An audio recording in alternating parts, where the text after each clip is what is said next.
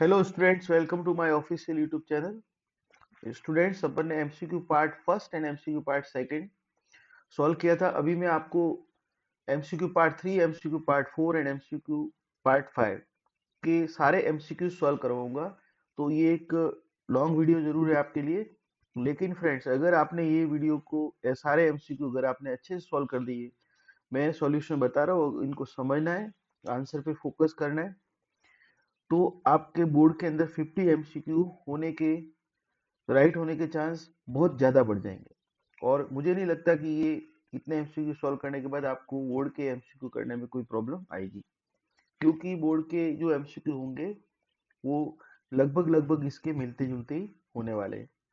तो दोस्तों, वीडियो को अच्छे से देखें, आपको सॉल्यूशन अच्छे से समझें। अगर आपको कोई प्रॉब्लम आ रही है तो मेरे को कमेंट जरूर करें, मैं आपकी हेल्प करूंगा।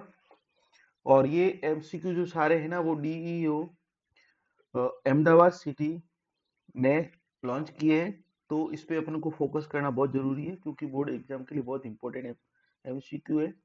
तो चलो स्टार्ट करते हैं students. Now question number first. Students, question number first देखिए।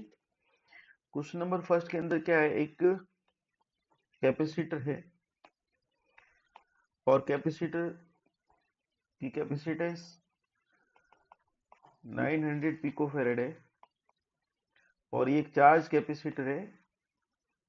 इसके पैरेलल में हमने एक अनचार्ज कैपेसिटर कनेक्ट कर दिया, और इसकी भी कैपेसिटेंस उतनी ही है। तो इस केस में स्टूडेंट्स क्या होता है कि जब दो एक कैपेसिटर चार्ज के वाला कैपेसिटर के साथ में हम अनचार्ज वाला कैपेसिटर कनेक्ट करेंगे, तो उस केस में चार्ज फ्लो होता है, चार्ज कैपेसिटर से चार्ज फ्लो होता है अनचार्ज वाले कैपेसिटर की तरफ, और इस प्रोसेस में हीट लॉस होती है। और उस हीट लॉस का फॉर्मूला आपको लर्न करने का है, 1/2 C1 C2 upon C1 plus C2 V1 minus V2 का होल स्क्वायर।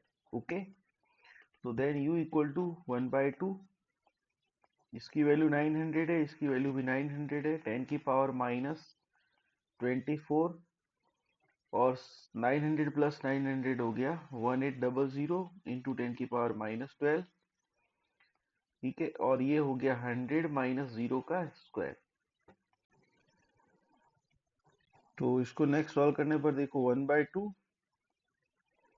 ये डिवाइड हो रहा है 2 से डिवाइड हो रहा है, तो ये ऊपर हो गया अपना 900, और ये 2 मल्टीप्लाई 10 टू पावर माइनस का 12 इंटू 10 टू पावर 4,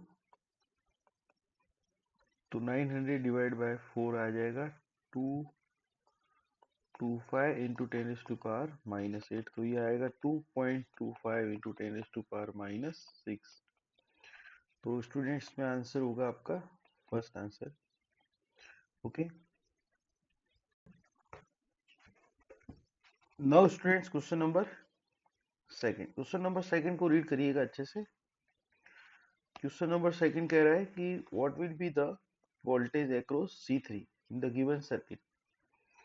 तो इस सर्किट में देखिए स्टूडेंट्स, दो कैपेसिटर है आपके, ये C1 है और ये C2 है।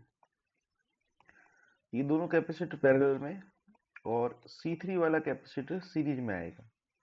ओके, यहाँ पे एक बैटरी कनेक्टेड है, V वोल्ट की बैटरी है। ओके,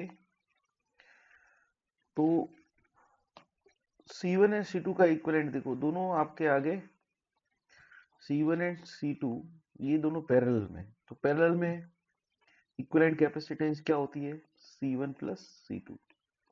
दोनों को हटाकर मैंने एक कैपेसिटर लगा दिया, और ये C3 कैपेसिटर है, और ये V वोल्ट की बैटरी है। अब देखो ये C1 प्लस C2 है ना, इसका इक्विवेलेंट जो आया है C1 प्लस C2, इसको मैंने बोल दिया C डैश। अब ये C डैश एंड C3 दोनों आ गए सीरीज के अंदर। ये वाला कैपेसिटर, C3 वाला capacitor and C1 plus C2 वाला कैपेसिटर, मतलब इन दोनों का सम करके ये दोनों आपस में सीरीज में। अब सीरीज में क्या होगा स्टूडेंट, सीरीज के अंदर चार्ज सेम फ्लो होगा, मतलब जो चार्ज C3 पे होगा वही charge C1 plus C2 mean C dash पर होगा। ओके, लेकिन पोटेंशियल दोनों पर अलग रहेगा क्योंकि सीरीज में पोटेंशियल डिफरेंस होता है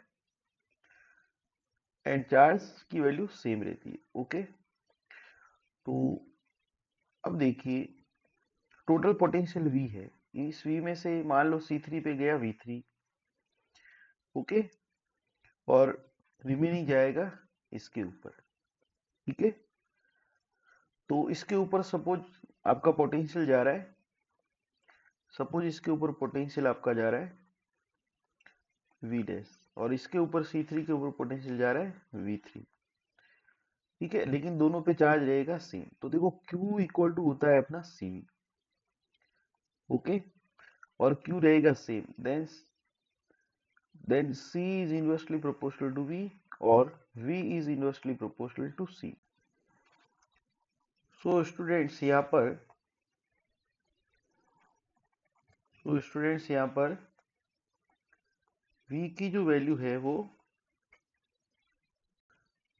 V की वैल्यू C के इनवर्सली प्रोपोर्शनल होगी। मीन्स कि C3 पर जो पोटेंशियल होगा, C3 पर जो पोटेंशियल होगा वो मैंने एज्यूम कर लिया V3 एंड C डैश पर मीन्स C1 प्लस C2 पर जो पोटेंशियल होगा वो मैंने एज्यूम कर लिया V डैश। इन दोनों का रेशियो कैपेसिटेंस के इनवर्सली प्रोपोर्शनल होगा। तो V3 C3 पे तो C3 आएगा अपॉन में एंड C1 प्लस C2 आएगा ऊपर की साइड में। ठीक है, इस रेशियो में ये डिवाइड हो जाएगा। तो ये अब देखो ये जो V3 है ना, V3 की वैल्यू क्या होगी? देखो V3 का जो रेशियो है ना वो क्या है, C1 प्लस C2 है, और टोटल रेशियो अपना होता है C1 plus C2 plus C3, और डिवाइड किसको करना है, V को। तो ये V3 यानी ये C3 कैपेसिटेंस, C3 जो कैपेसिटेंस है उसके ऊपर पोटेंशियल आ गया है। तो आप देख सकते हैं ऐसा ऑप्शन अपना है option number first A. Okay students, now question number third देखते हैं स्टूडेंट्स। क्वेश्चन नंबर थर्ड देखते हैं। ये क्वेश्चन कहता है कि charge passing through conductor carrying given by Q equal to 5t square plus 3t plus 1, ये Q गिवन है अपन को। Okay, value of Q given, current will pass in fifth second में कितना करंट फ्लो होगा ये हमको फाइंड करने का है। ओके, फिफ्थ सेकेंड में कितना करंट फ्लो होगा ये हमको फाइंड करने का है। Then current equal to I equal to क्या होता है, dq बाय dt। तो देखो ये इक्वेशन चार्ज की है, हम यहाँ से करंट की इक्वेशन फाइंड करेंगे। ओके, तो मैंने इसको डिफरेंशिएट कर लिया, 5t स्क्वायर का डिफरेंस करेंगे तो 2 आगे आएगा, ये हो जाएगा 10t प्लस 3t का रहेगा 3 और 1 का 0 हो जाएगा। तो करंट की इक्वेशन आ गई 10t प्लस 3। ओके, अब मैंने t की वैल्यू पुट कर दी। देखो t की वैल्यू है ना मैंने पुट कर दी 5। ओके, तो I की वैल्यू आ जाएगी, देखो 10 मल्टीप्लाई बाय 5 प्लस 3 मीन्स इसका आंसर आएगा आपका 53 ampere. Okay, now question number 4 देखते हैं स्टूडेंट्स। क्वेश्चन नंबर 4 देखते हैं। क्वेश्चन नंबर 4 स्टूडेंट्स क्या है, देखिए एक चार्ज है और ये मूव कर रहा है, एक चार्ज है और ये चार्ज मूव कर रहा है। ठीक है, और कितने रेडियस में मूव कर रहा है, देखो डायमीटर गिवन है अगर 80 सेंटीमीटर यहाँ पर, तो रेडियस आपकी होगी 40 सेंटीमीटर। 40 सेंटीमीटर के रेडियस में ये चार्ज मूव कर रहा है। तो current link with the circuit में कितना करंट फ्लो होगा। देखो करंट का फॉर्मूला वैसे क्या रहता है, करंट का फॉर्मूला रहता है Q बाय T रहता है। ओके, अब देखो यहाँ पर ये जो चार्ज मूव कर रहा है वो 30 रिवोल्यूशन पर सेकेंड में कितने रिवोल्यूशन कर रहा है, 30 रिवोल्यूशन कर रहा है। ओके, तो 1 रिवोल्यूशन का टाइम कितना होगा बताइए? Time of 1 revolution, time of 1 revolution, 30 revolution कर रहा है 1 सेकेंड में, तो 1 रिवोल्यूशन का टाइम हो गया 1/30 सेकेंड। ओके, देन चार्ज की वैल्यू क्या होती है? 1 रिवोल्यूशन का टाइम कितना हो गया? That is time period. 1 revolution का जो टाइम लगता है वो that is time period. So the value of current is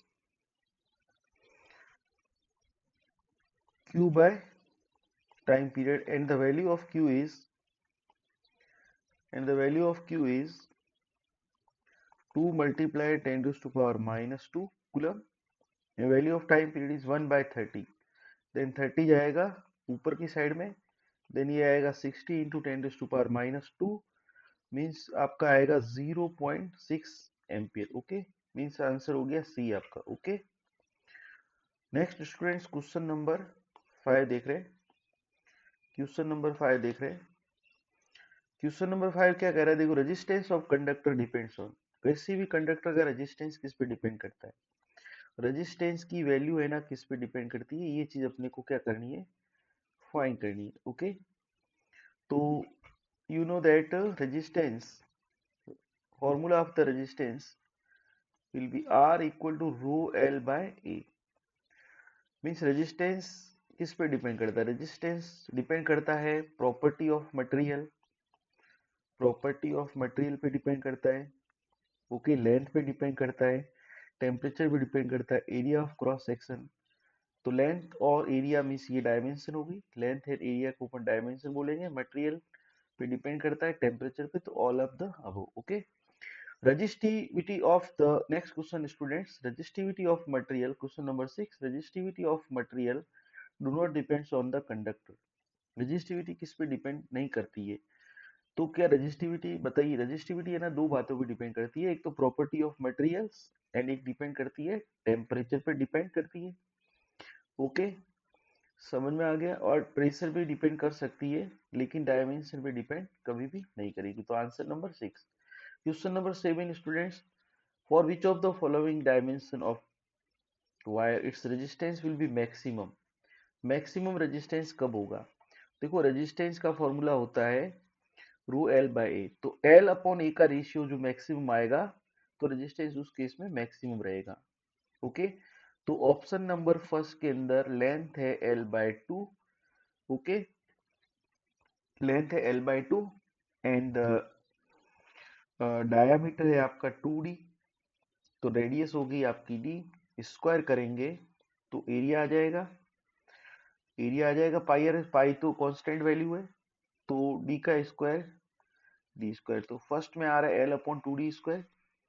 second वाले में देखेंगे तो ये आएगा एल अपॉन डी बाई 2 का स्क्वायर, मीन्स डी बाई 2 का स्क्वायर करेंगे तो डी स्क्वायर बाय 4, 4 जाएगा अप साइड में, तो ये सेकेंड बी में आ गया। सेकेंड में थर्ड सी के अंदर आप देखेंगे, सी के अंदर क्या आ रहा है? देखो, लेंथ आ रही है 2l, डायमीटर आ रहा है डी बाई 2, तो रेडियस होगी डी बाई 4, और डी बाई 4 का स्क्वायर करेंगे तो डी बाय 16 होता है, डी स्क्वायर बाय 16 होगा, तो यहाँ से आ रहा है 32l upon D square. Okay, और नंबर 4 वाले ऑप्शन में आप देखेंगे तो लेंथ कितनी है? लेंथ है आपकी 2l, और डायामीटर आपका हो जाएगा 2d, देन रेडियस हो जाएगी d, तो d का स्क्वायर करेंगे। अब आप देख सकते हैं ऑप्शन नंबर ए के अंदर वैल्यू कितनी है? मैं एल अपॉन डी स्क्वायर, देखो एल अपॉन डी स्क्वायर तो सब में ही आ रहा है, तो ये देखो आगे वाली वैल्यू 1/2 है, मतलब 0.5 है, ये वाली 2 है, ये वाली वैल्यू 4 है, और ये वाली देखोगे वैल्यू तो 32 है, तो आंसर नंबर हो गया आपका सी। मतलब ऐसे दिमाग लगाओ कि जितनी लेंथ ज्यादा होगी और एरिया जितना कम होगा, उतना ही रेजिस्टेंस ज्यादा होगा। तो देखो सी ऑप्शन में लेंथ सबसे ज्यादा, एरिया सबसे कम होगा, बिकॉज डायमीटर की वैल्यू सबसे कम है। Okay, Ohm's law is good for conductor. Ohm's law क्या होता है? V is equal to IR, means V is directly proportional to I। V is directly proportional to I, तो 8 में option number B. Okay, next solve करते हैं अपन question number 8। Question number 8 हो गया अपना, V is directly proportional to I। Question number 9 देखिए, ohmic resistance of conductor, ohmic resistance of conductor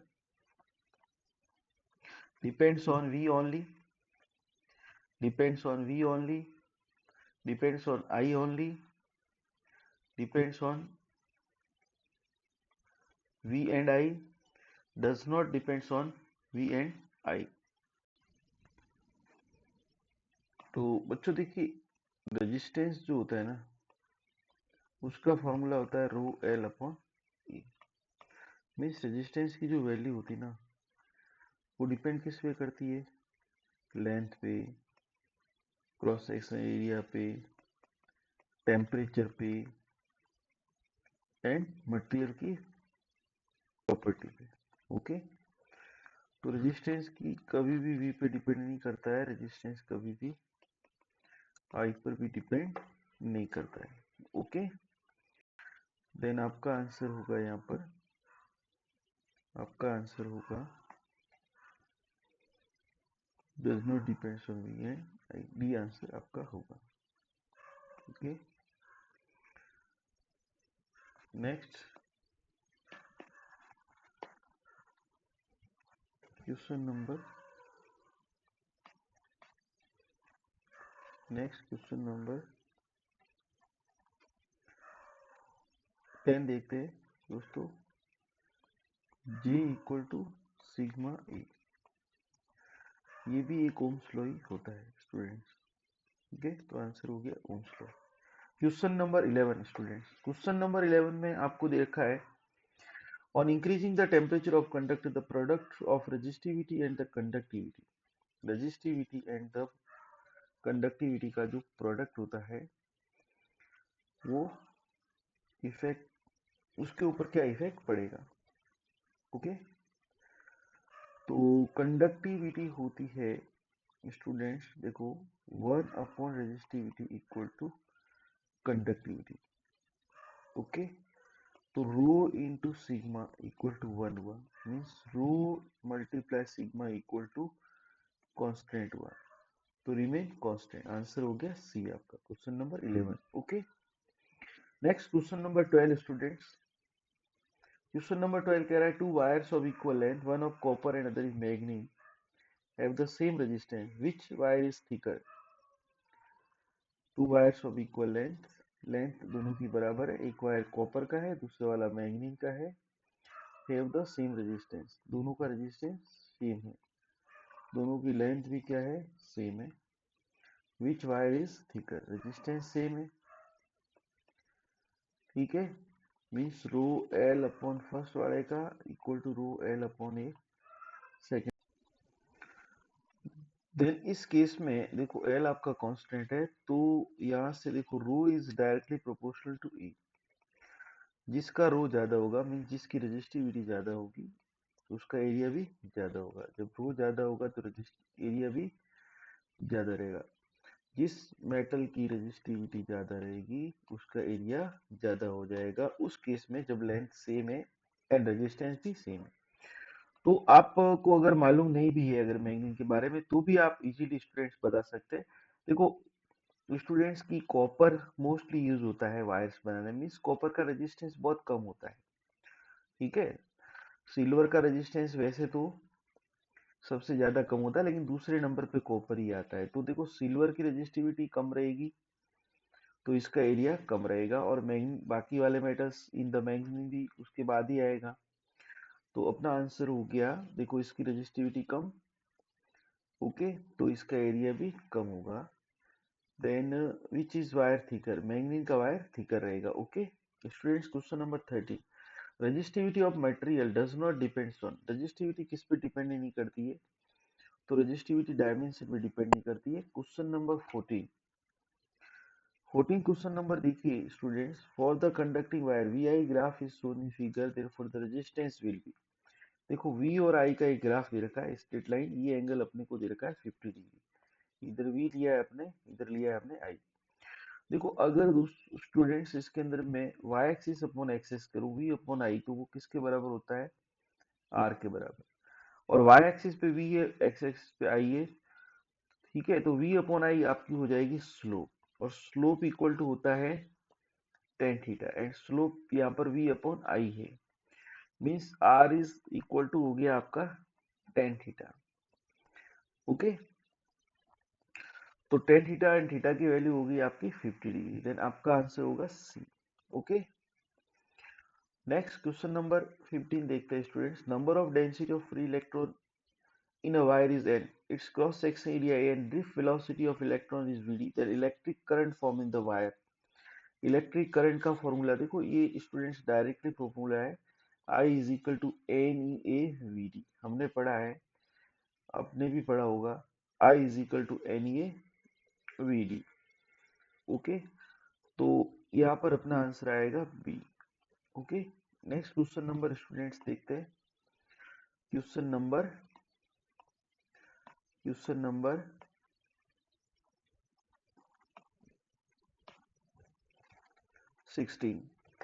question students, ये drift velocity of electron in the direction of current density in the direction opposite to electric field in any random direction not defined. Drift velocity कौन सी direction में होती है? तो drift velocity हमेशा current के opposite direction में होती है। Okay, V D is equal to अपना फॉर्मूला होता है E tau upon M into E. तो यहाँ पर देखो करंट तो दे नहीं रखा है यहाँ पर, तो यहाँ पर अपन फाइंड कर लेंगे इलेक्ट्रिक फील्ड। इलेक्ट्रिक फील्ड के ऑपोजिट डायरेक्शन में होती है। Okay, next students question number Kirchhoff junction shows. Junction law होता है ना, वो कंजर्वेशन ऑफ चार्ज पे बेस्ड होता है, कि किसी भी जंक्शन में चार्ज स्टोर नहीं होता, जितना चार्ज जंक्शन की तरफ जाएगा उतना ही चार्ज जंक्शन से दूर जाएगा, मीन्स जंक्शन के अंदर चार्ज स्टोर नहीं होगा, तो ये कंजर्वेशन ऑफ चार्ज पे बेस्ड होता है। किरचॉफ सेकंड लॉ एनर्जी पे बेस्ड होता है। ठीक है, किरचॉफ सेकंड लॉ एनर्जी पे बेस्ड होता है। Question number 19, when a battery is connected across a parallel combination of two unequal resistance. देखो दो अनइक्वल रेजिस्टेंस है, ठीक है, और इनके साथ में एक बैटरी लाइन लगा दी पैरेलल के अंदर, ये माइनस, ये बैटरी का प्लस, ये रेजिस्टेंस R1 है, दूसरा वाला रेजिस्टेंस R2 है। ओके, तो current passing through the both resistance would be equal to unequal resistance है। Current passing through bigger resistance will be more, potential difference small resistance. देखो parallel में potential difference तो same रहता, तो D option आपका wrong हो गया। Okay, तो ऑप्शन नंबर बी राइट हो गया, कि देखो potential difference across both resistance would be equal, दोनों रेजिस्टेंस में पोटेंशियल डिफरेंस इक्वल रहेगा, बिकॉज यहाँ पर कॉम्बिनेशन है parallel combination. Okay students, next students question number देखते हैं अपन। क्वेश्चन नंबर देखते हैं students 20, when the battery is connected across the series combination of two unequal resistance। देखो दो अनइक्वल रेजिस्टेंस है, मींस एक R1 रेजिस्टेंस है और एक R2 रेजिस्टेंस है, दोनों के सीरीज के अंदर ना एक बैटरी कनेक्टेड है। तो सीरीज के अंदर देखो स्टूडेंट्स करंट क्या रहती है, सेम रहती है, पोटेंशियल डिफरेंस रहती है अलग अलग। तो यहाँ पर आएगा आपका answer, current passing through both resistance would be equal, that is right answer. Potential difference across both resistance would be equal, wrong है। Current passing through bigger resistance, wrong है। Potential difference across small small, ये भी wrong है। तो current passing through both resistance would be equal, right answer. Okay, next students question number 21 देखते हैं students. Question number 21 कह रहा है students, equivalent resistance of series combination of two conducting wire 14 ohm, that is the parallel combination of safe wire is 3.43 ohm। तो students देखिए, series combination के अंदर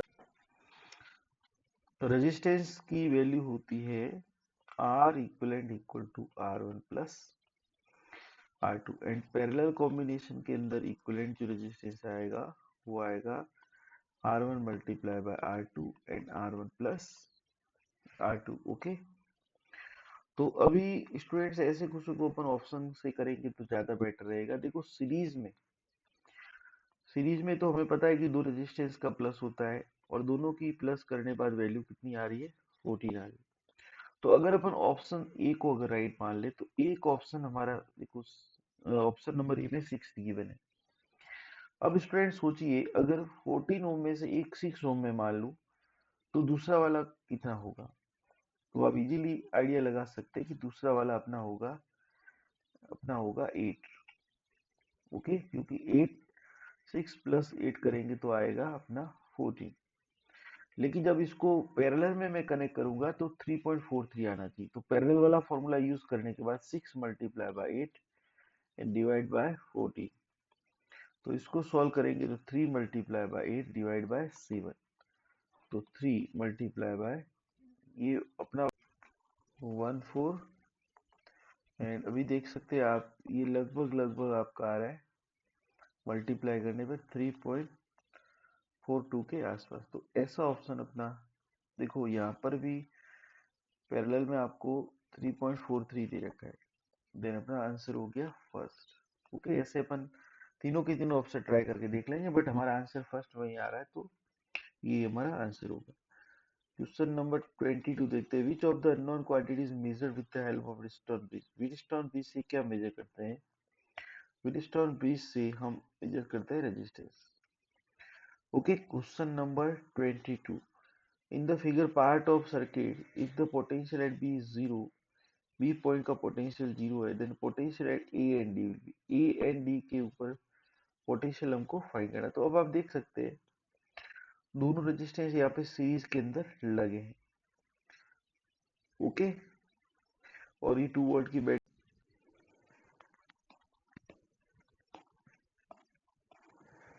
तो देखिए इस यहाँ पर स्टूडेंट्स, तो ये 1 एम्पियर करंट जा रहा है इस रेजिस्टेंस के अंदर 1.5 ओम के अंदर। तो 1.5 ओम का रेजिस्टेंस है, करंट जा रहा है 1 एम्पियर, तो इसके ऊपर पोटेंशियल हो गया 1.5 वोल्ट। ओके, अब देखिए स्टूडेंट्स बी पॉइंट का पोटेंशियल 0 है और ए पॉइंट का पोटेंशियल होगा 1.5 वोल्ट, तभी इन दोनों का डिफरेंस कितना निकलेगा 1.5 volt.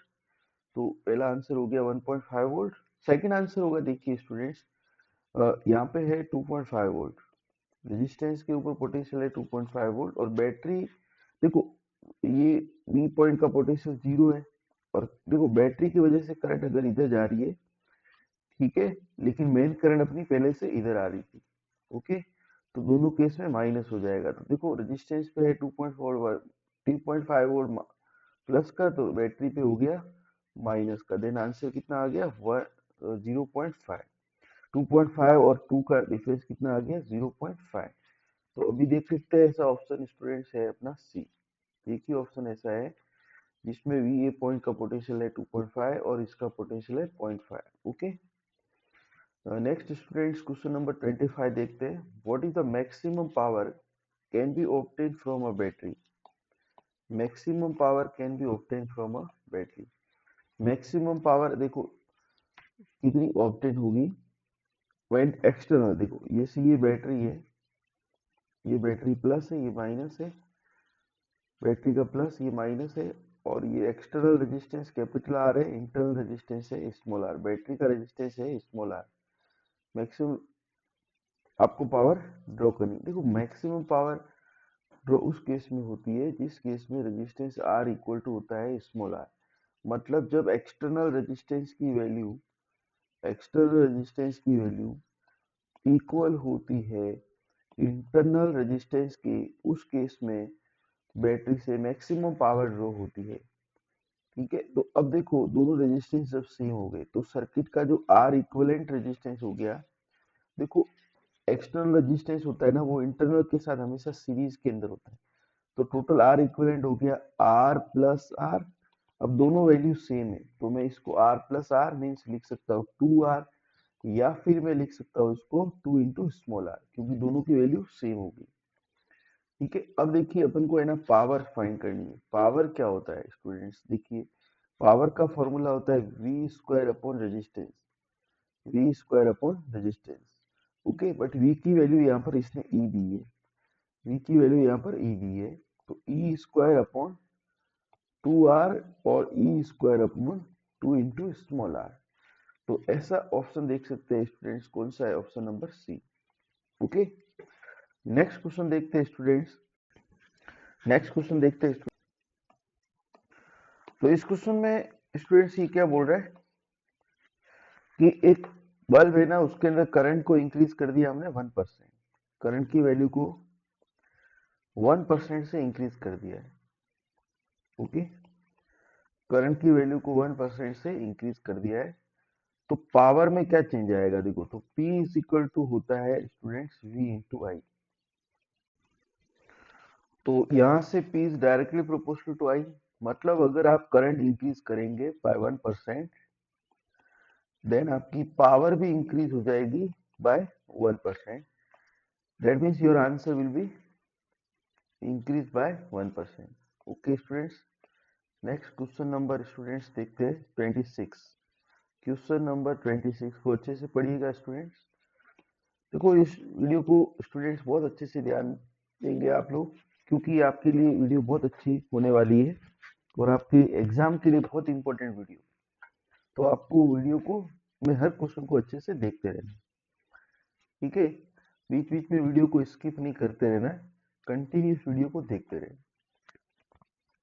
Current flowing through 2 ohm resistor. देखो 2 ओम वाला जो रजिस्टेंस है ना, देखो ये ऐसा आपने से एक सर्किट डायग्राम बना हुआ है इधर, ठीक है?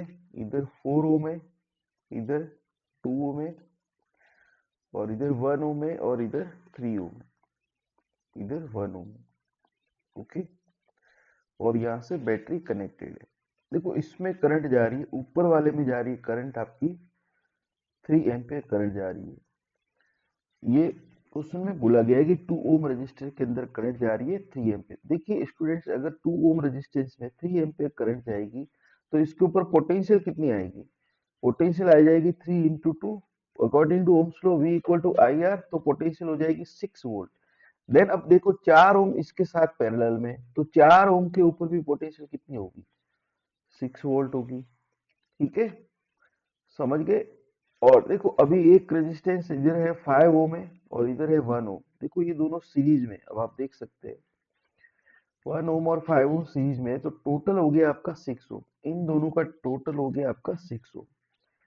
ठीक है, तो 6 ओम के ऊपर पावर कितनी होगी? ऑब्वियसली बात है, देखिए यहाँ पर स्टूडेंट्स कि यहाँ पर 2 ohm, 4 ohm and 6 ohm means 1 plus 5, तीनों पैरेलल के अंदर है। तो 6 ओम के ऊपर इन दोनों का टोटल हो जाएगा, इन दोनों का टोटल हो जाएगा 6 ओम।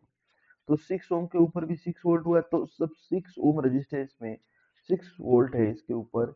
देन इसके अंदर करंट कितना जा रहा होगा? करंट जा रहा होगा 1 एम्पियर।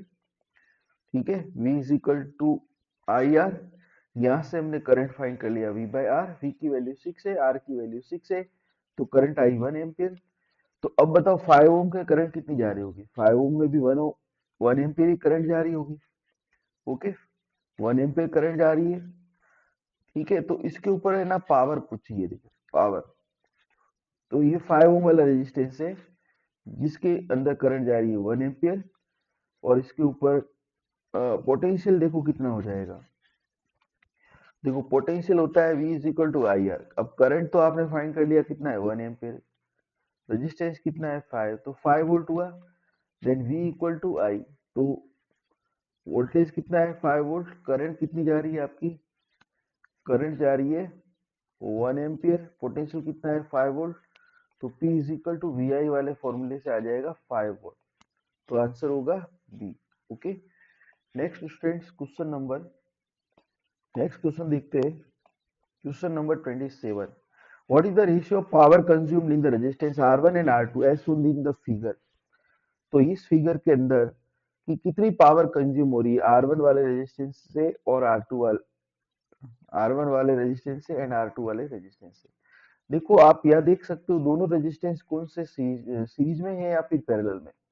देखो R1 एंड R2 दोनों रेजिस्टेंस यहाँ पर है सीरीज के अंदर, तो दोनों में सेम करंट फ्लो होगी, और सीरीज के अंदर इनका टोटल हो जाएगा 2 प्लस 8 मतलब 10। तो अब पोटेंशियल कितना है बैटरी का? 10 volt. Total resistance R equivalent कितना आ गया? वो आ गया 10 वोल्ट। तो बताओ करंट कितनी होगी? करंट होगी अपनी 1 ohm, current sorry 1 ampere. Current कितनी होगी? 1 एम्पियर, क्योंकि V equal to I R, then I equal to V by I R. Okay, तो अब आप देख सकते हैं स्टूडेंट्स, देखो करंट 1 एम्पियर आ गई है, करंट 1 एम्पियर आ गई है। तो पावर कंजप्शन का रेशियो बताना, देखो दोनों में करंट सेम है, तो देखो पावर का एक फॉर्मूला अपन यूज करेंगे। पावर, देखो पावर का एक फॉर्मूला होता है V square by R. Next power का फॉर्मूला होता है आई स्क्वायर इंटू आर। अब देखो दोनों में करंट सेम है, बिकॉज दोनों है सीरीज में, तो power is directly proportional to resistance, मतलब जो रेजिस्टेंस का रेशियो है दैट विल बी, रेशियो होगा पावर का। रेजिस्टेंस का रेशियो, देखो रेजिस्टेंस का रेशियो है 2:8, मतलब 1:4, then ratio of the power also will be 1:4, that means your answer is 1:4, option number first। okay students, next question number देखते हैं अपन। क्वेश्चन नंबर देखते हैं 28। when the current I is passes through the conducting wire length L and resistivity rho and radius r, what will the rate of producing heat energy, कितनी heat energy produce होगी। देखो heat energy का formula होता है students, heat energy का formula होता है I square into R. Okay, then I square, देखो आर की वैल्यू होती है rho L by A. Okay, तो आई स्क्वायर रो एल, देखो ए को हम लिखेंगे पाई आर स्क्वायर। ओके, तो ऐसा ऑप्शन देख लें स्टूडेंट्स, ऐसा ऑप्शन कौन सा है, option number C. Okay, next question देखते हैं स्टूडेंट्स, नेक्स्ट क्वेश्चन देखते हैं स्टूडेंट्स, क्वेश्चन नंबर 29। देखो three cells of 1.5 volt of internal resistance are connected in parallel, the combination will help the EMF। Combination कितना होगा, देखो पैरेलल कॉम्बिनेशन के अंदर, देखो जब भी सेल को आप पैरेलल कॉम्बिनेशन के अंदर कनेक्ट कर रहे हैं, तो कितने भी सेल लगा देंगे तो भी इक्विवेलेंट जो पोटेंशियल होगा, इक्विवेलेंट जो ईएमएफ होगा, ओके, इक्विवेलेंट जो ईएमएफ होगा वो 1.5 वोल्ट ही होगा। ओके, क्वेश्चन नंबर 30 देखते हैं। N number of cell having EMF connected in parallel, equivalent combination of, देखो एन अगर आपने सेल कनेक्ट किए हैं, ठीक है, और एन सेल आपने कनेक्ट किए हैं पैरेलल में, तो पैरेलल के केस में देखो इक्विवेलेंट ईएमएफ आपको पूछ रहा है, कॉम्बिनेशन का ईएमएफ आपको पूछ रहा है। ओके, एन नंबर के आपके सेल है। ओके, तो इक्विवेलेंट ईएमएफ आपका, देखो एन नंबर के सेल होते हैं, लेकिन अगर आपका सबका ईएमएफ सेम है तो इक्विवेलेंट ईएमएफ किसी एक सेल के इक्वल होता है, दैट मींस यहाँ पर आंसर ही होगा, बट ऐसा ऑप्शन है ही नहीं, तो ऑप्शन नंबर डी आंसर हो गया, option number D. Okay,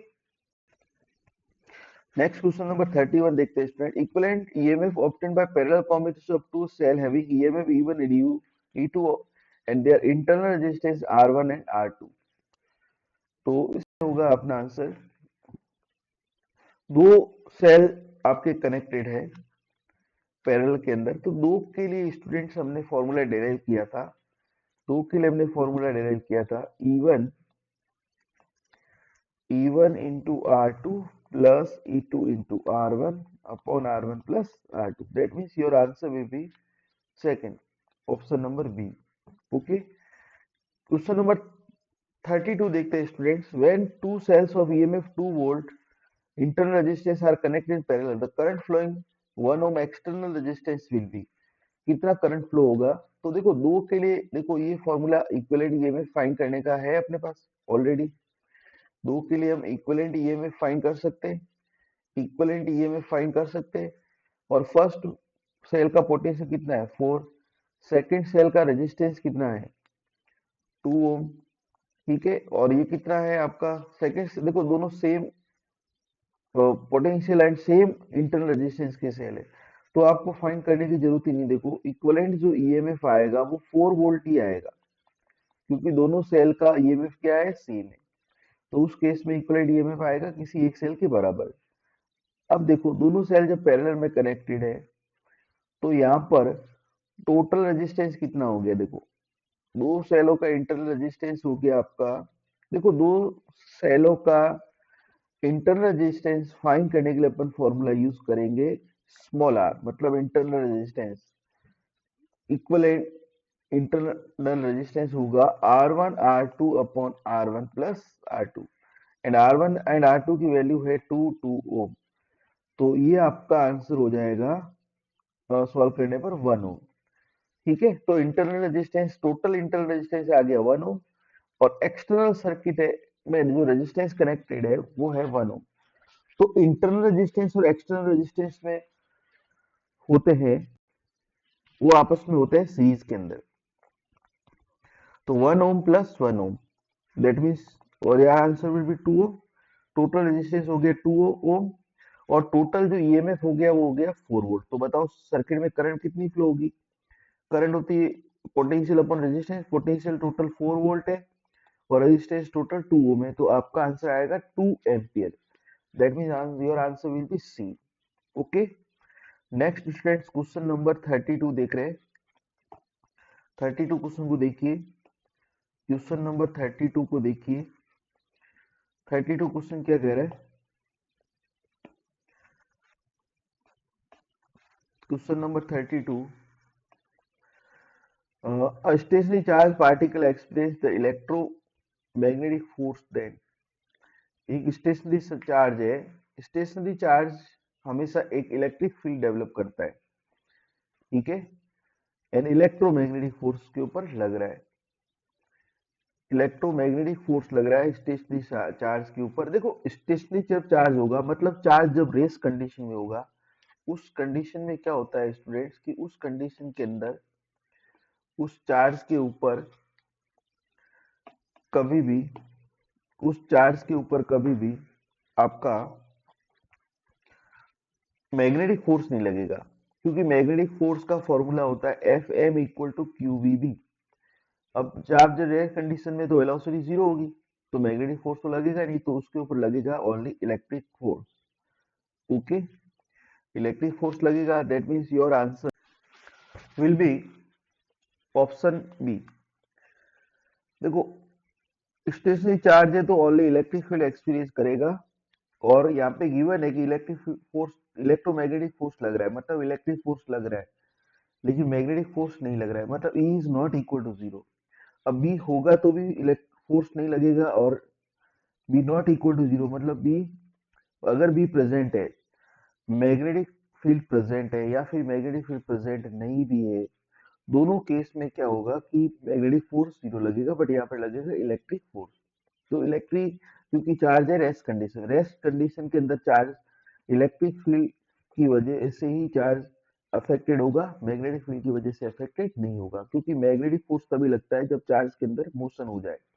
okay, next students question number देख रहे हैं 35। क्वेश्चन नंबर 35 देखेंगे। Lorentz force acting on the charge particle is zero if the electric field then B vector cross V vector equal to acting. देखो Lorentz force zero लग रहा है, और Lorentz force zero लगने का मतलब ये होता है यहाँ पर, अब देखो इलेक्ट्रिक फील्ड दे रखी है आपको 5 वोल्ट पर मीटर। अब देखो लॉरेंज फोर्स का मतलब क्या हो गया? देखो लॉरेंज फोर्स का मतलब होता है electric force plus magnetic force, इन दोनों को अपन कहते हैं लॉरेंज फोर्स। दोनों का प्लस करके जो भी आंसर आएगा that is called Lorentz force. तो देखिए F E plus F M आपका आ रहा है लॉरेंज फोर्स, ठीक है, और एफ ई की वैल्यू होती है क्यू ई। ओके, अगर वेक्टर का फॉर्म में लिखूं तो क्यू ई वेक्टर, और इसकी वैल्यू होती है Q V cross B equal to Lorentz force. ये हो गया मैग्नेटिक फोर्स, ये हो गया इलेक्ट्रिक फोर्स। ओके, अब देखो लेकिन दोनों का सम जीरो बोल रहा है, Q V vector plus Q into V vector cross B vector, दोनों का सम है ना जीरो बोल रहा है यहाँ पर, कि दोनों का सम क्या हो रहा है? जीरो। तो अब आप देख सकते हैं Q V vector equal to में minus Q V vector cross B vector लिख सकता हूँ। अब देखो क्यू से क्यू क्या हो गया है? Cancel, that E vector equal to minus V vector cross B vector. Okay, अब देखो E की वैल्यू यहाँ पर 5 गिवन है। Okay, means minus V vector cross B vector equal to आपका 5 हो गया। ओके, अब देखो माइनस साइन को इधर भेज देता हूँ, तो V vector cross B vector equal to -5, then B vector cross V vector equal to +5, B vector cross V vector equal to +5, that means your answer will be plus 5 means answer equal to C. Okay students, next अपन देखते हैं students, यहाँ पे question number 36। If a proton moves with the velocity 10 I cap meter per second in the magnetic field having magnitude 5 J cap, the magnetic force acting on it। तो देखो इसमें भी students अभी अभी मैंने एक चीज आपको बताई थी, वही फॉर्मूला यहाँ पर लगने वाला है। ठीक है, आप देख सकते हैं मैग्नेटिक फोर्स का फॉर्मूला क्या होता है। मैग्नेटिक फोर्स का फॉर्मूला होता है अपना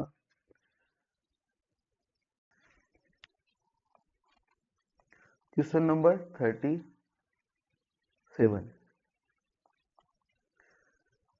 क्वेश्चन नंबर 37 नहीं, क्वेश्चन नंबर 36 देखते हैं। प्रोटॉन की वेलोसिटी आपको दे रखी है 10 आई कैप, मैग्नेटिक फील्ड की आपको वैल्यू दे रखी है 5 जे कैप, मैग्नेटिक फोर्स आपको फाइंड करना है। Then you know the formula of magnetic force Q V B, Q multiply V vector cross B vector. Okay, proton पे चार्ज कितना होता है प्लस ई, वेलोसिटी कितनी दे रखी है 10 आई कैप मल्टीप्लाई मैग्नेटिक फील्ड कितना दे रखा है आपको 5 जे कैप। ठीक है, अब आप देख सकते हैं ई की वैल्यू 1.6 इंटू 10 की पावर माइनस 19 होती है, और ये हो गया 50 आई कैप क्रॉस जे कैप आपका होता है के कैप।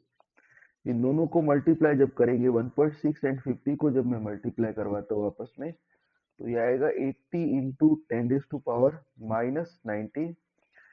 ओके, और इसको आगे मैं सॉल्व करता हूँ तो 8 इंटू 10 की पावर माइनस 18, एक पावर कम हो जाएगी, तो answer number C. Okay, next question number students देखते हैं, नेक्स्ट क्वेश्चन नंबर स्टूडेंट्स देखते हैं 38, 37 sorry. A particle having charge q moving with velocity to uniform magnetic field, particle x direction, force acting on the will be।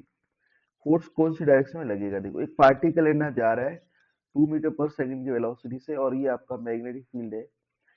ठीक है, particle जा रहा है कौन सी डायरेक्शन में, आपका एक्स डायरेक्शन में। तो पार्टिकल की जो वेलोसिटी का जो वेक्टर हो गया वो हो गया 2 आई कैप। अब देखो जब ये पार्टिकल जा रहा है एक्स डायरेक्शन में, तो इसके ऊपर फोर्स कौन सी डायरेक्शन में लगेगी, ये हमको फाइंड करना है। ओके, तो मैग्नेटिक फोर्स होता है, मैग्नेटिक फोर्स जो होता है वो होता है Q V B. Magnetic force होता है आपका क्यू वी बी, मतलब V vector cross B vector, V और बी का हमको क्रॉस करवाने का है आपस में। तो अब आप देख सकते हैं कि यहाँ पर मैं फाइंड कर रहा हूँ फर्स्ट वाले को। जब मैं देखो वेलोसिटी अपनी आई कैप में, और फर्स्ट जो कंपोनेंट है मैग्नेटिक फील्ड के, यहाँ पर 3 कंपोनेंट है आई जे एंड के। तो आई वाले कंपोनेंट की वजह से कोई भी फोर्स नहीं लगेगी, because I cap cross I cap क्या हो जाएगा 0।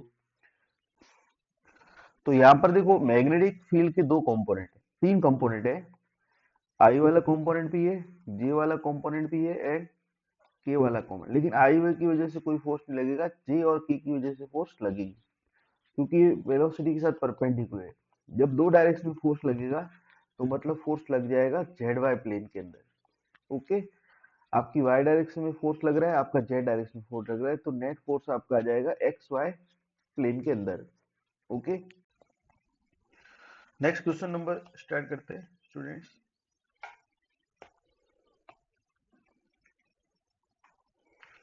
Question number 38, particles having 2 coulomb charge, particles पे चार्ज कितना है 2 कूलम है, value of magnetic field is 4k cap, okay, and some uniform electric field with velocity 25 j cap। Velocity कितनी दे रखी है आपको 25 j cap। The formula of Lorentz force FL vector is equal to FM vector plus FE vector. FM is equal to QV vector cross B vector plus electric force is equal to Q E vector. Okay, यहां से आप देख सकते हैं Q common आ गया तो V vector cross V vector plus E vector. Okay, equal to F L. अब देखो लॉरेंज फोर्स ऑलरेडी गिवन है यहाँ पर 400. Value of Lorentz force already given है 400 आई कैप. ओके, क्यू की वैल्यू 2 गिवन है आपको और वेलोसिटी की वैल्यू है 25 जे कैप. ठीक है, और बी वेक्टर की वैल्यू आपको गिवन है 4 के कैप प्लस ई वेक्टर आपको फाइंड करना है. ओके, अब यहां से देखो ये 402 से डिवाइड होके 200 आई कैप हो जाएगा. ओके, देखो 25 4 से मल्टीप्लाई होके 100 J cap cross K cap हो जाएगा. J cap cross K cap हो जाएगा अपना I cap plus E vector. Okay, अब देखो 100 आई कैप और ये है सॉरी ये 200 आई कैप, ये वाला 100 आई कैप प्लस ई. देखो 200 आई कैप और 100 आई कैप इधर से जाएगा तो 200 माइनस 100 तो आ जाएगा 100 I cap. That means your answer will be 100 I cap.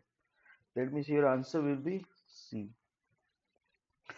Next question देखते हैं स्टूडेंट्स. नेक्स्ट क्वेश्चन देखते हैं.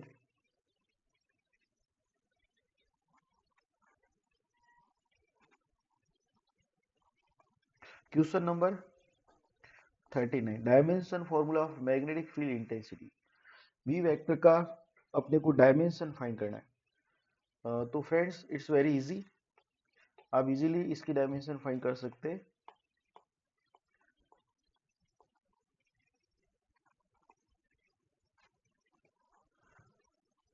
देखिए देखो F इक्वल टू होता है क्यू वी बी. अब यहां से आपको B की डायमेंशन फाइंड करनी है. Then B equal to F by Q B. B equal to F by Q B. F की डायमेंशन होती है M1 L1 T minus 2. Q की डायमेंशन होती है 80 एंड V की डायमेंशन होती है L1 T minus 1. V velocity है, वेलोसिटी की डायमेंशन होगी L1 T minus 1. Q charge है, चार्ज की डायमेंशन होगी 80. देखो इसको सॉल्व करेंगे स्टूडेंट्स तो M1 एंड देखिए ये T माइनस 1 से ये T कैंसिल आउट हो गया तो T की पावर माइनस 2 बचा. L से L कैंसिल हो गया तो L 0 आ गया. देन इसकी डायमेंशन हो जाएगी M1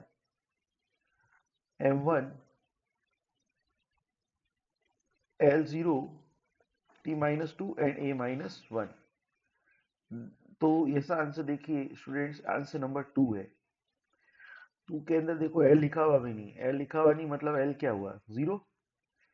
तो आपका आंसर हो गया B. Okay, next question number students 40 देखते हैं.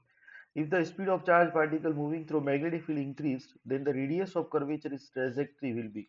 स्पीड अगर इंक्रीज होगी तो रेडियस पे क्या इफेक्ट पड़ेगा. देखो अपना फॉर्मूला होता है सर्कुलर मोशन में जब कोई charge particle motion circular motion करता है मैग्नेटिक फील्ड के अंदर तो Q V B equal to F M equal to Q V B होता है. ओके, और Q V B equal to हो जाएगा देखिए M V square by R. Centripetal force का यहाँ पर मैग्नेटिक फोर्स सेंटीपिटल फोर्स का काम करता है. यहाँ से वी से एक वी कैंसिल आउट हो जाएगा. देन रेडियस का फॉर्मूला आ गया आपका M V upon Q B. अब आप देख सकते हैं radius is directly proportional to the speed. जैसे जैसे रेडियस बढ़ेगी स्पीड भी बढ़ेगी. ठीक है, then the radius of curvature of trajectory will be. अगर स्पीड इंक्रीज हो रही है तो रेडियस भी इंक्रीज होगी. क्वेश्चन नंबर 41 देखते हैं students. Coulomb's law is important electricity is important in magnetism. Coulomb's law is important in static electricity. देखो जिस तरह से कूलम्ब्स लॉ इलेक्ट्रिसिटी के अंदर होता है उसी तरह से मैग्नेटिक फील्ड के अंदर अपना कौन सा लॉ काम करता है तो वहां पर आता है bio Savart's law. Okay, ampere circuital law is true for symmetrical electric field. देखो इलेक्ट्रिक फील्ड में एम्पियर लॉ काम नहीं करता है. इलेक्ट्रिक फील्ड में आपका आता है गॉस लॉ. नेक्स्ट आता है symmetrical magnetic field, steady currents, those currents which are measured in ampere. तो देखो यहाँ पर आंसर होगा C, steady currents. Varying current के लिए एम्पियर मैक्सवेल लॉ काम करता है, स्टडी करंट्स के लिए काम करता है ampere circuit law. Question number 43 students, magnetic field eight point P and Q are directed, field at point P and Q are directed। तो स्टूडेंट्स यहाँ पर आप राइट हैंड थंब रूल लगा के देख लेंगे, राइट हैंड थंब रूल लगा के देखेंगे तो आप P पॉइंट पे देखो, अगर मैं फिंगर्स, मेरी जो मेरा थंब है उसको अगर मैं करंट की डायरेक्शन में रखता हूं तो फिंगर्स P की तरफ अंदर जा रही है। ओके, मतलब P पर जो मैग्नेटिक फील्ड होगा ना वो क्रॉस वाला होगा और Q पर होगा आपका डॉट वाला, मतलब Q पर होगा आपका बाहर की तरफ। Okay, then your answer will be, देखो आप फर्स्ट में P, देखो P क्रॉस वाला होना चाहिए, तो देखो C और A के अंदर है, ठीक है डॉट। अब इसने डॉट को है ना डॉट नहीं लिख के ऐसे बना दिया है, बेसिकली डॉट है वहां पर, तो अपना आंसर हो जाएगा फर्स्ट। क्वेश्चन नंबर 44 देखते हैं students, magnetic field eight 10 centimetre from extremely long carrying straight wire, then current passing through the wire is, magnetic field देखो लॉन्ग वायर का मैग्नेटिक फील्ड फाइंड करने का फॉर्मूला होता है mu naught I upon 2 pi D. Okay, अब देखो magnetic field की value दे रखी है 10⁻⁻⁵, म्यू नॉट की वैल्यू होती है 4 पाई इंटू 10⁻⁷, ठीक है, और करंट हमको यहाँ पर फाइंड करनी है, ठीक है, और ये होता है 2 pi D and value of D is 0.1 metre. Okay, centimetre को मीटर में कन्वर्ट कर लिया हमने, इसको सॉल्व करेंगे, देखो ये कैंसिल आउट हो जाएगा, 2 समझ गए, 0.1 इधर मल्टीप्लाई में आ जाएगा, तो ये 0.1 इंटू 10⁻⁻⁵ डिवाइड बाय 2, ठीक है, और 10⁻⁻7 भी इधर आ जाएगा और इक्वल टू आई। इसको सॉल्व करते हैं स्टूडेंट्स, देखो ये पावर कट के ऊपर जाएगा 100, 100 जब 0.1 से मल्टीप्लाई हो जाएगा तो 10, और 10 डिवाइड बाय 2 से होगा तो आपका आंसर आ जाएगा 5 एम्पियर। ओके, नेक्स्ट क्वेश्चन देखते हैं students, question number 45। Question number 45 के अंदर देखते हैं अपन,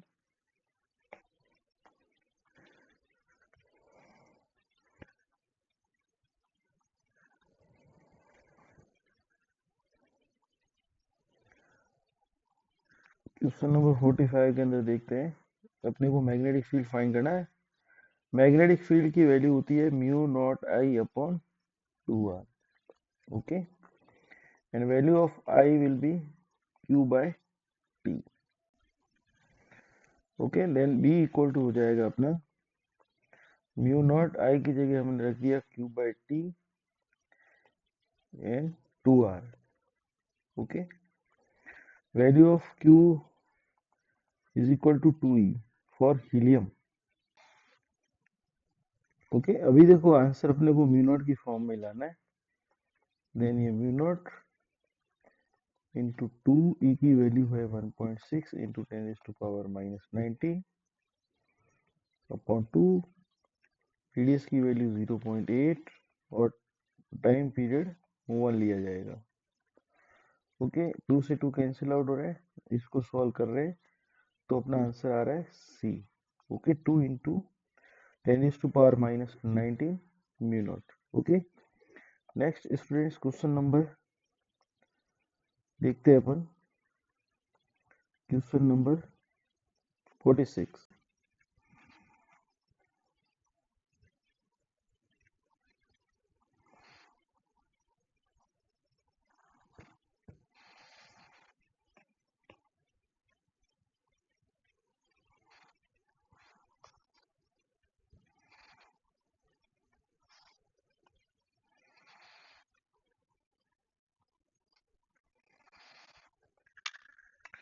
तो 46 क्वेश्चन के अंदर आपको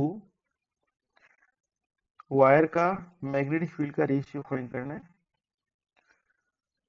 तो ये होता है, एक वायर होता है, करंट कैरिंग वायर होता है, ये इसकी एक्सिस होती है, ये इसकी रेडियस होती है, रेडियस यहाँ पर गिवन है ए। अब देखो यहाँ पर डिस्टेंस आपको 2 डिस्टेंस दे रखी है, नंबर 1 डिस्टेंस दे रखी है a/2, नंबर सेकंड डिस्टेंस दे रखी है 2a। अब देखिए आप पहले वाला जो पॉइंट है ना वो इस वायर के अंदर की ओर आ रहा है क्योंकि डिस्टेंस इसकी रेडियस से कम है। तो अंदर की ओर जो मैग्नेटिक फील्ड होता है उसका फाइंड करने का फॉर्मूला होता है mu naught I upon two pi A square multiply by distance R. Okay, तो अंदर की ओर मैग्नेटिक फील्ड आएगी mu naught I upon two pi A square at value of R is given A by two. Okay, A से एक ए cancel out हो जाएगा तो हमारा आंसर आएगा mu naught I upon 4 pi A. ये हो गया अंदर की तरफ magnetic field. Outside the wire value of magnetic field B out is equal to, formula होता है अपने पास mu naught I upon 2 pi into R. R means distance है and the value of distance is given here. Value of distance is given here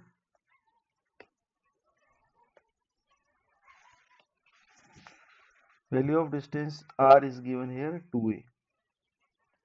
okay, अगर ये मैं value put कर देता हूँ आर की वैल्यू तो mu naught I upon 4 pi into ए आएगा। अब आप देख सकते हैं अंदर की ओर मैग्नेटिक फील्ड एंड बाहर की ओर मैग्नेटिक फील्ड, दोनों मैग्नेटिक फील्ड की वैल्यू क्या आ रही है, सेम।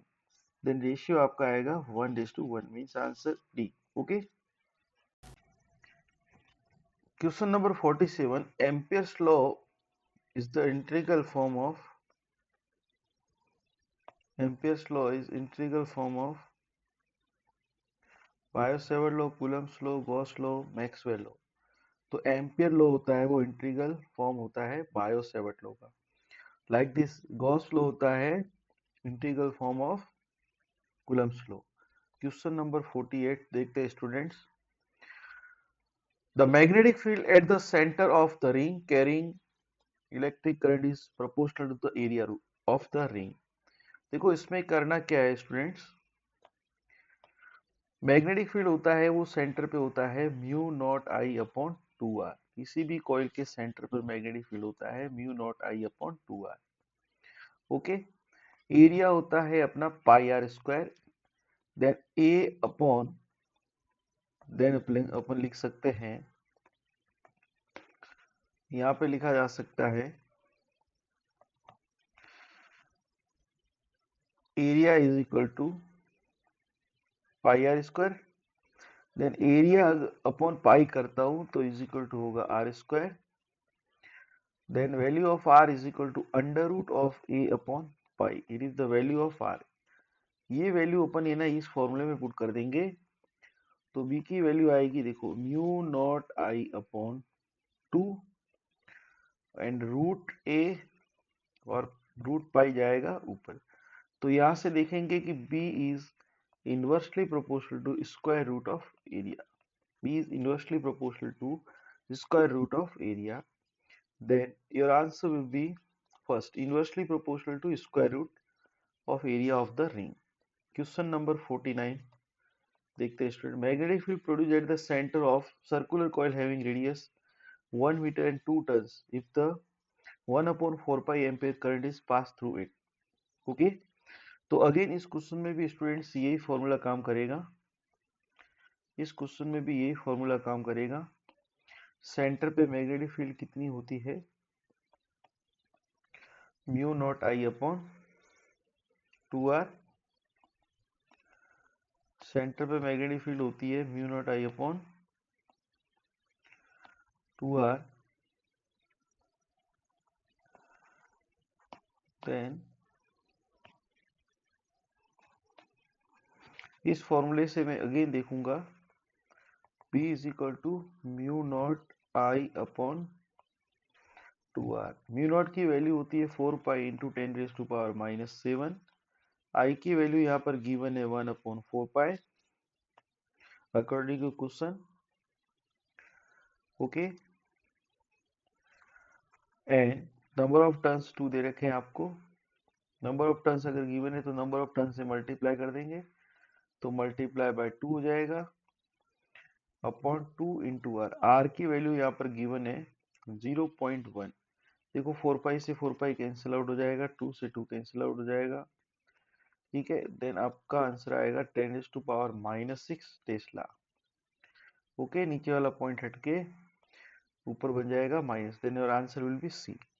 ओके, तो स्टूडेंट्स नेक्स्ट क्वेश्चन देखते हैं, question number 50। Question number 50, magnetic field due to ring having n turns at the x distance from proportional to। देखो मैग्नेटिक फील्ड की जो वैल्यू होती है किसी भी कॉइल की वजह से mu naught N I R square upon 2 R square plus X square की पावर 3/2। तो देखिए ऐसा ऑप्शन यहाँ पर कौन सा गिवन है, इस ऑप्शन को देखेंगे तो इस टाइप का ऑप्शन अपना बी है यहाँ पर। ओके, 51 देखिए, at a distance 10 centimetre from the long straight wire carrying current, the magnetic field is 0.04 Tesla at the distance 40 centimeter, the magnetic field will be। देखो 10 सेंटीमीटर पर मैग्नेटिक फील्ड इतना दिया हुआ है, तो 40 सेंटीमीटर मतलब 4 टाइम्स डिस्टेंस आपने 4 time कर दी, तो मैग्नेटिक फील्ड कितना हो जाएगा। तो अब यहां से आप देख सकते हैं magnetic field is inversely proportional to distance. Okay, magnetic field due to straight wire is inversely proportional to distance because the formula of magnetic field due to straight wire होता है mu naught I upon 2 pi D. D distance होती है, are ले लो या D ले लो एक ही बात है। तो मैग्नेटिक फील्ड डिस्टेंस के इनवर्सली प्रोपोर्शनल होता है। सो अगर मैं डिस्टेंस 4 टाइम करूंगा तो मैग्नेटिक फील्ड है वो 1/4 हो जाएगा, मीन्स 0.04 डिवाइड बाय 4, तो आपका आंसर होगा 0.01 Tesla. Okay, question number student 52 देखते हैं, length of the solenoid having 5000 turns in 40 centimetre, magnetic field produced inside it if 10 ampere current is pass through it. तो देखो 40 सेंटीमीटर पर 5000 टर्न्स है, तो 1 मीटर पे कितने टर्न्स होंगे। देखो 5000 टर्न्स है और डिवाइड में कर देता हूं इसको लेंथ से, इसकी डिस्टेंस है 0.4 मीटर।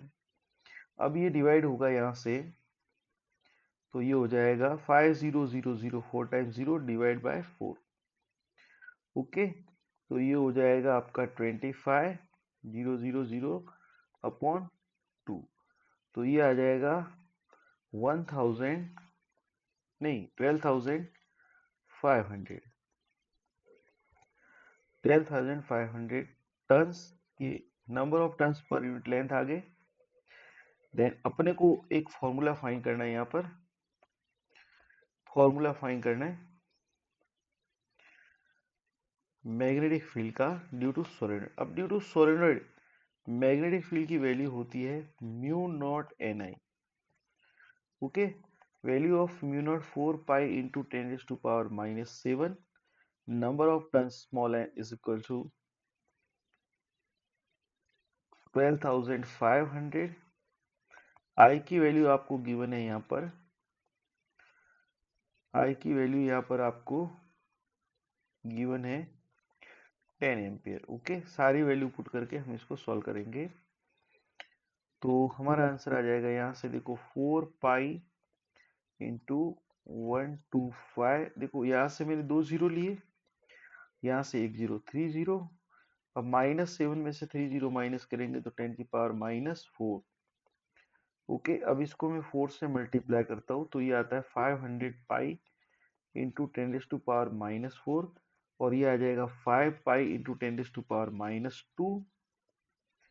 ओके, अब पाई की वैल्यू मैं पुट करूंगा तो 5 इंटू 3.18 इंटू 10⁻⁻2, इसको अगर मैं मल्टीप्लाई करूंगा तो ये लगभग अपना आ रहा है